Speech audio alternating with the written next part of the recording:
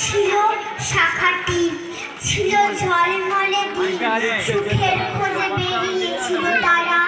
পরিবারে গাথা জীবনের খুশি রচনায় লিখ, কিন্তু ভাই প্রকাশ্য দিবালোকে গর্জে উঠল রাইফেল। এক মুহূর্তে বদলে গেল জীবনের ছন্দ, কারো কোলে কারো চোখের সামনে ঝাঁঝরা হলো স্বামী, ভাই বা প্রিয় পিতা। প্রিয়জন রইল নিথরে, নিঃশেষ হলো কথা, রক্তে ভিজে গেল যাত্রা পথ, দিগন্তে ছড়ালো মৃত্যু মন্ত্রণাথ। স্মৃতি সিঁদুর মুছে দিয়েছিল ধর্মের নামে উন্মত্ত একদল পৈশাচী কুলমান্ডে।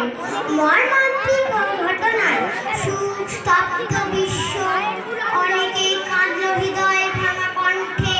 পথে নামল জনগণ প্রতিবাদে, কেউ লিখল সুর, কেউ তুলল প্রশ্ন, আর কিছু চোখ প্রতীক্ষায় জ্বলে উঠল নিস্তব্ধে।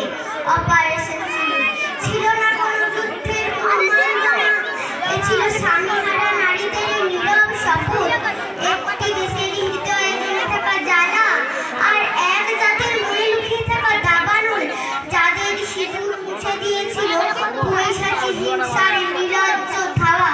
তাদের প্রতিটি অস্ত্র হয়ে উঠেছিল বারুদের আগুন, প্রতীক্ষা, ন্যায়ের ভাষা।